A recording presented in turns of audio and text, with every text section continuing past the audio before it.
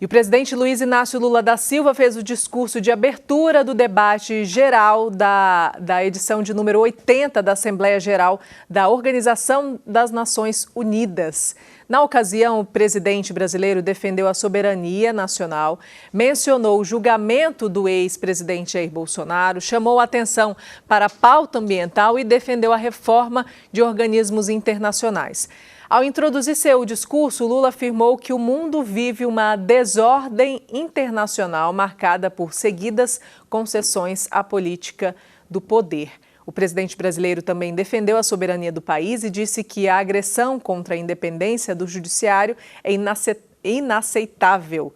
Vamos ver um trecho desse discurso.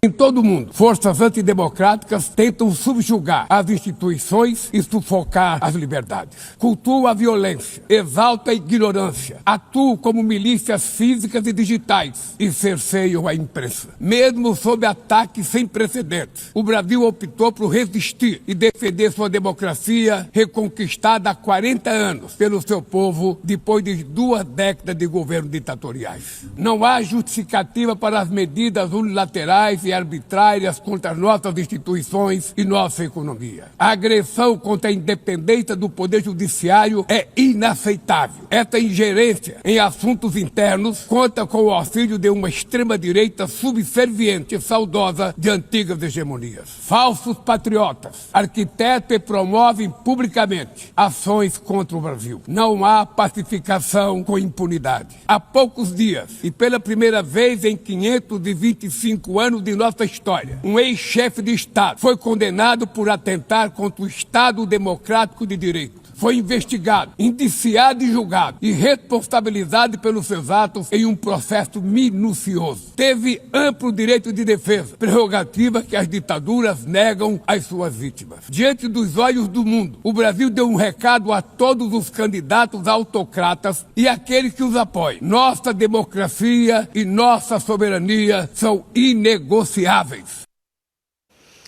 É isso, Jefferson Azevedo ele fez um discurso forte, né?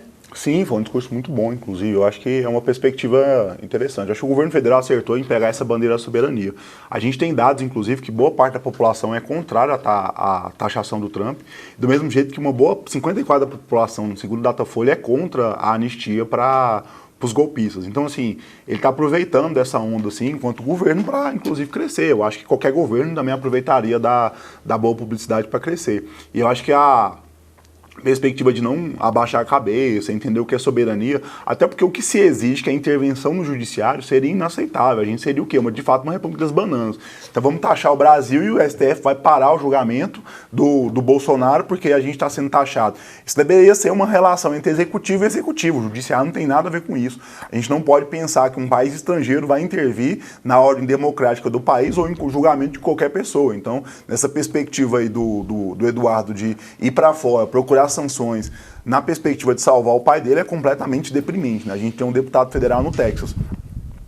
Então eu acho que a fala do Lula foi muito significativa nesse sentido. A gente tem que pensar de fato na soberania nacional e de como que a gente pode tentar resolver nossos problemas. Acho que a discussão tem que ser bilateral, tem que ser entre executivo e executivo. Do mesmo jeito que a gente não pode fazer ingerência nenhuma no judiciário dos Estados Unidos. Então assim, se pensar o seguinte, assim, inverteremos papéis. Digamos que se a China, que tem muito mais poder econômico, tivesse algum tipo de intervenção dessa nos Estados Unidos, será que o governo dos Estados Unidos aceitaria isso de forma tranquila, sentaria para conversar e falaria, não, tá certo, a China tem muito mais poderio econômico que a gente, muito maior população, e a gente vai aceitar? Isso não vai, né? Quando ele colocou a taxa, a China colocou uma taxa também, ele recuou e chamou para conversar. Eu acho que isso faz parte do processo entre os executivos. Só que eu acho que a China não vai intervir nunca no Supremo Acordo dos Estados Unidos, tanto que está tendo uma discussão sobre o TikTok lá, né? Porque ele queria obrigar a venda do TikTok, como também o governo chinês também não vai aceitar nenhuma intervenção no judiciário lá por parte do Trump.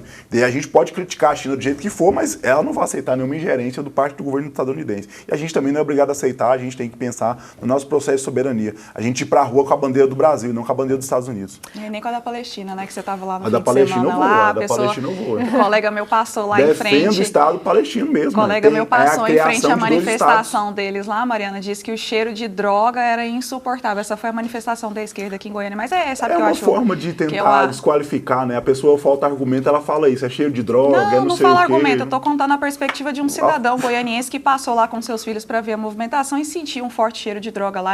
O nome disso é narrar um fato e não criar um fato, e nisso sim a esquerda é especialista. Vamos lá, Mariana. Existem dois Brasis, o Brasil de fato e o Brasil que a esquerda acredita viver, e o Lula é o exemplo máximo disso. Ele fala em soberania, mas ele é o que pega avião da FAB e manda buscar a primeira-dama de outro país condenada por corrupção, e isso com dinheiro do pagador de impostos do Brasil. É o mesmo Lula que fala em ampla defesa, mas que tem pessoas condenadas a 14 anos de prisão por escrever com batom numa estátua, enquanto ele tem uma forte ligação política com o movimento terrorista, que é o MST, que o Jefferson aqui defende, que quando vai lá em Brasília quebra o pau, que faz o que quer, que invade propriedade privada, aí tá tudo bem, aí é direito à manifestação. Então, na minha perspectiva, o discurso dele ali foi um discurso forte, sim, mas foi um discurso forte digno de uma pessoa de DSL, de DCE, de universidade pública. Foi um discurso militante, fez uma sinalização de virtude ali para as questões globais, voltou a criticar Israel, até fez alguma menção ali de reconhecer Hamas como uma organização terrorista, que de fato é, mas o que a gente viu foi, no fim das contas, ele falando em aniquilação, que Israel, na verdade, está cometendo coisas horríveis, mas é o mesmo presidente, Mariana, em nossa audiência, que ele defendeu lá, inclusive, no seu discurso, o diálogo com a Venezuela.